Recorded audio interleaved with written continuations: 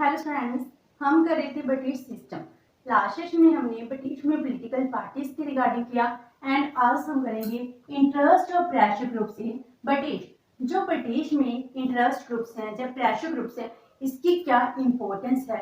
British में भी pressure groups हैं जो बहुत ज्यादा इंपॉर्टेंट रोल प्ले करते हैं। तो ब्रिटिश में इंटरेस्ट ग्रुप कहाँ से ओरिजिन हुई, ये कब डेवलप होते हैं, तो हम इसकी हिस्ट्री भी करेंगे। तो पहले इंटरेस्ट ग्रुप और प्रेशर ग्रुप होते क्या हैं। जो इंटरेस्ट ग्रुप होते हैं जो डेमोक्रेटिक कंट्री में सबसे इंपॉर्टेंट प्लेस रखते हैं। इंटरेस्ट ग्रुप ही है जो लोगों की डिमांड्स हैं, लोगों के इंटरेस्ट है, इनको प्रोटेक्ट करते हैं। लोग अपने इंटरेस्ट को प्रोटेक्ट करने के लिए एक कॉमन ग्रुप बना लेते हैं, अपने आप को ऑर्गेनाइज कर लेते हैं और अपनी डिमांड को सरकार तक, पार्लियामेंट तक, गवर्नमेंट के अदर एजेंसीज तक लेकर जाते हैं। तब हम इनको इंटरेस्ट ग्रुप और प्रेशर ग्रुप कहते हैं। तो इंटरेस्ट ग्रुप क्या होते हैं, प्रेशर ग्रुप क्या होते हैं, इसकी मैंने एक अलग से डिटेल वीडियो बना रखी है, उसका लिंक मैं डिस्क्रिप्शन बॉक्स में डाल दूंगी। अगर आप इंटरेस्ट ग्रुप और प्रेशर ग्रुप की डिटेल स्टडी करना चाहते हो तो जहां पर इंटरेस्ट ग्रुप क्या है, common interest is the base of their organisation and जो इंटरेस्ट ग्रुप्स होते हैं वो अपने इंटरेस्ट को सिक्योर करने के लिए म्यूचुअल कोऑपरेशन के साथ काम करते हैं। जब यही इंटरेस्ट ग्रुप प्रेशर ग्रुप में कन्वर्ट हो जाते हैं तो ये प्रेशर टेक्निक्स को यूज करते हैं जिससे इनकी डिमांड फुलफिल हो सके। तो प्रेशर ग्रुप्स क्या करते हैं, using pressure techniques for securing it's interest influence the decision making process of the government by different methods. तो ये डिफरेंट टेक्निक से गवर्नमेंट के डिसीजन को, पॉलिसी मेकिंग प्रोसेस को इन्फ्लुएंस करते हैं। Interest group and pressure group, इनमें क्या डिफरेंस है। इंटरेस्ट ग्रुप होते हैं जी इंटरेस्ट ग्रुप अपने ऑब्जेक्टिव को अचीव करने के लिए सरकार को प्रेशराइज नहीं करते हैं, जबकि प्रेशर ग्रुप प्रेशर डालते हैं। तो पहले इंटरेस्ट ग्रुप होता है, जब ये प्रेशर टेक्निक यूज करना स्टार्ट कर देता है तो ये प्रेशर ग्रुप में कन्वर्ट हो जाता है। तो इसको कहते हैं interest group and pressure group. तो इंटरेस्ट ग्रुप है या प्रेशर ग्रुप्स है, इनकी डेवलपमेंट कब हुई। जैसे ब्रिटिश में सब कुछ सबसे पहले डेवलप हुआ, वैसे ही ब्रिटिश में प्रेशर ग्रुप्स की डेवलपमेंट होती है। Development of pressure groups in British.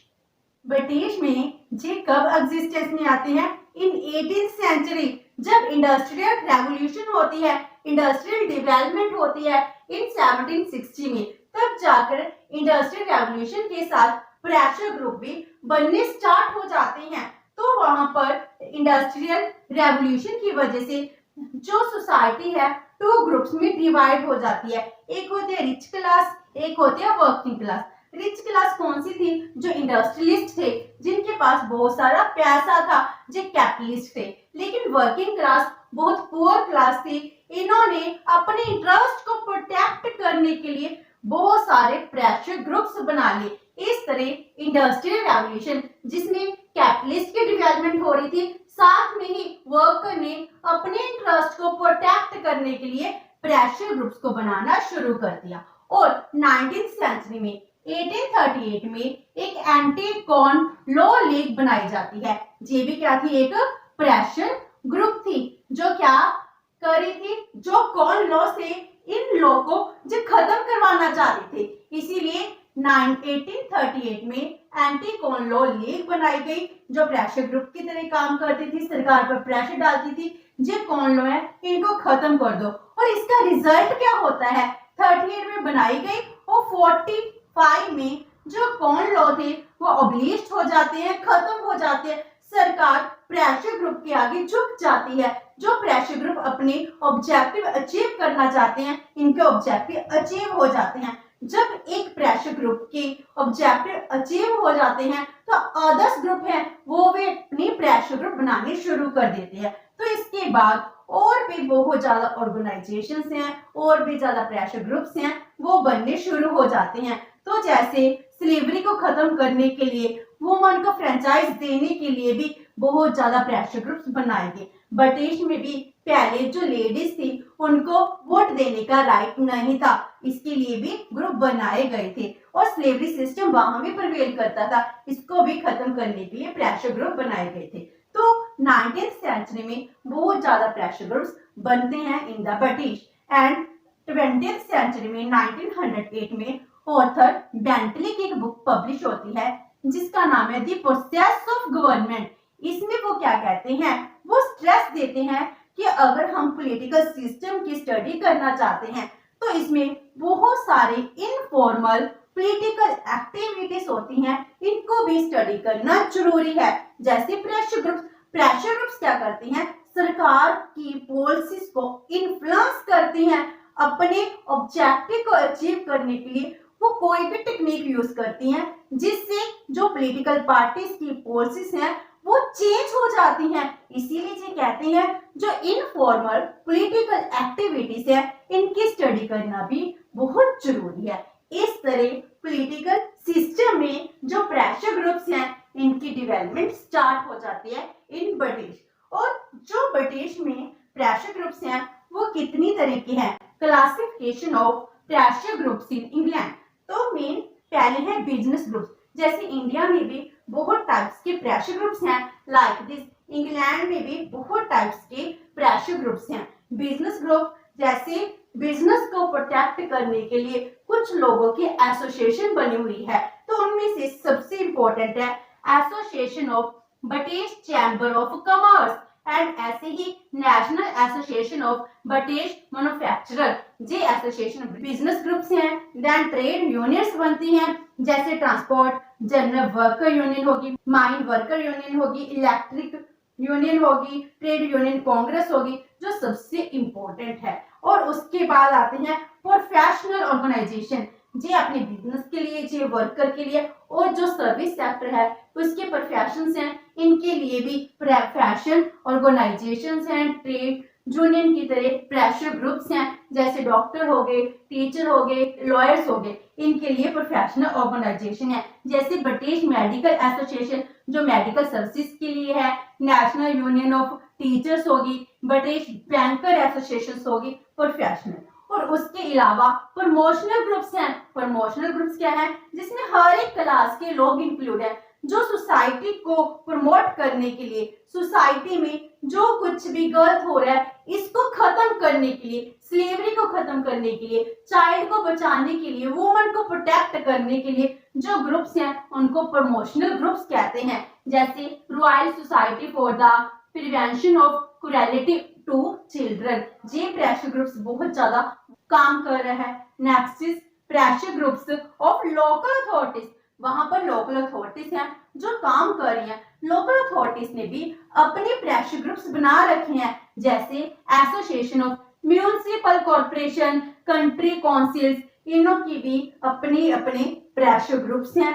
जो प्रेशर ग्रुप्स हैं ये सभी प्रेशर ग्रुप सरकार को पॉलिसीज को इन्फ्लुएंस करते हैं। सरकार के जो भी लॉ होते हैं, जब सरकार एक लॉ बनाती है तो जिसको जो इन्फ्लुएंस करती है वो ही प्रेशर ग्रुप एक्टिव हो जाता है एंड वो प्रेशर ग्रुप हर एक लॉ की हर एक बात को अच्छे से एनालाइज करता है, सरकार पर प्रेशर डालता है और अपनी डिमांड्स हैं सरकार तक लीक कर जाते हैं। तो प्रेशर ग्रुप बहुत इंपॉर्टेंट रोल प्ले करते हैं। जो ब्रिटिश में प्रेशर ग्रुप्स है इनकी क्या कैरेक्टरिस्टिक्स है। First one is continuous growth. British में प्रेशर ग्रुप्स की जो ग्रोथ है वो कॉन्टिन्यू में है। जैसे पहले 18th सेंचुरी में प्रेशर ग्रुप्स बने, 19th सेंचुरी में इनकी डिमांड्स फुलफिल होने लगी, उसके बाद इनकी ग्रोथ कॉन्टिन्यू रहती है। आज के टाइम में बहुत ज्यादा प्रेशर ग्रुप्स हैं, हर एक क्लास के साथ रिलेटेड है वो प्रेशर ग्रुप बन चुकी हैं। And number 2, central authorities their field of activity. Central authority का मीनिंग क्या है, ब्रिटिश में यूनिटरी सिस्टम है और सेंट्रल अथॉरिटी कहां पर है, लंदन पार्लियामेंट। तो लंदन की जो पार्लियामेंट है जो सारे काम को करने के लिए रिस्पॉन्सिबल होती है, तो उस पार्लियामेंट को जो इन्फ्लुएंस करते हैं तो इनका मेन एक्टिविटी फील्ड कहां पर होता है, सेंट्रल गवर्नमेंट होती है। जो स्टेट्स हैं, स्टेट को कौन सी पावर है, डेलीगेटेड पावर है। जैसे लंदन के पार्लियामेंट सेंट्रल अथॉरिटी है जो उनको ही इन्फ्लुएंस करते हैं।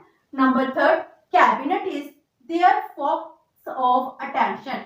उनके अटेंशन का फोकस सेंटर कौन होता है, कैबिनेट होती है। मींस जो मिनिस्टर्स होते हैं, जो भी फील्ड का मिनिस्टर है, जो कुछ भी पॉलिसी बनाएगा, जो कुछ भी काम करेगा, वो किसी ना किसी प्रेशर ग्रुप से रिलेटेड होती है। तो जितने भी प्रेशर ग्रुप्स हैं, जिन मिनिस्टर उनकी डिमांड फुलफिल कर सकता है, उस कैबिनेट मिनिस्टर को अच्छे से देखते हैं, उनके पॉलिसीज को, उनके व्यूज को, उनकी स्पीच को सुनते हैं और अपनी टेक्निक यूज कर उस पर प्रेशर डालते हैं ताकि उनके इंटरेस्ट फुलफिल हो सके। तो इनके मेन फोकस सेंटर कौन सा होता है? कैबिनेट मिनिस्टर्स होते हैं। Next is close relation with political parties.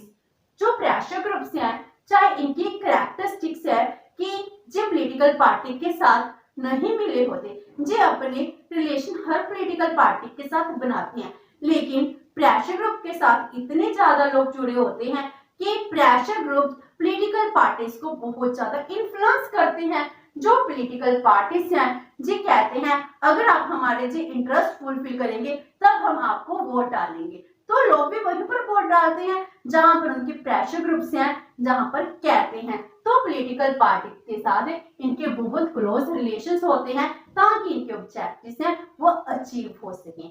Next is numerous pressure groups. वहां पर एक या दो प्रेशर ग्रुप्स नहीं है, हर एक कैटेगरी के साथ प्रेशर ग्रुप्स है। बिजनेस क्लास के साथ भी है, ट्रेड यूनियन के पास भी है, एसोसिएशन, प्रोफेशनल, जो कुछ भी है, हर एक अथॉरिटी के पास प्रेशर ग्रुप है। चाहे लोकल अथॉरिटी हो, चाहे कॉमन मैन हो, चाहे एक बिजनेसमैन हो, हर एक पर्सन के पास वहां पर प्रेशर ग्रुप है। उन्होंने अपने ऑब्जेक्टिव को अचीव करने के लिए डिफरेंट प्रेशर ग्रुप्स को बनाया है। Next is sense of responsibility. जो प्रेशर ग्रुप्स हैं, रिस्पॉन्सिबिलिटी के साथ काम करते हैं। इनमें ये नहीं है अपने इंटरेस्ट को फुलफिल करने के लिए अगर सोशल इंटरेस्ट को खत्म करना पड़े वो खत्म कर सकते हैं, नहीं, इनका ऑब्जेक्टिव होता है कि सोसाइटी का भी वेलफेयर हो, हमारे ऑब्जेक्टिव अचीव होने चाहिए। इसलिए जो डर्टी पॉलिटिक्स गेम नहीं खेलते हैं, इनमें एक सेंस ऑफ रिस्पॉन्सिबिलिटी होती है, जिस वजह से वहां के प्रेशर ग्रुप बहुत ज्यादा ऑर्गेनाइज्ड होते हैं।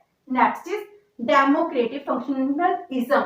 वहां की जो प्रेशर ग्रुप्स हैं, डेमोक्रेटिक फंक्शन करते हैं, डेमोक्रेटिक बेस पर काम करते हैं, जो डेमोक्रेटिक लाइंस है उनके ऊपर ही चलते हैं, जिस वजह से ये कहा जाता है ब्रिटिश के जो प्रेशर ग्रुप्स हैं ये सबसे ज्यादा ऑर्गेनाइज्ड हैं, लोगों के वेलफेयर के लिए काम करते हैं। चाहे इनका ऑब्जेक्टिव होता है अपने इंटरेस्ट को फुलफिल करना, लेकिन सोसाइटी का वेलफेयर भी इनका प्राइम ऑब्जेक्टिव होता है। तो ये कौन कौन सी टेक्निक्स हैं उनको अपनाते हैं, methods employed by pressure groups.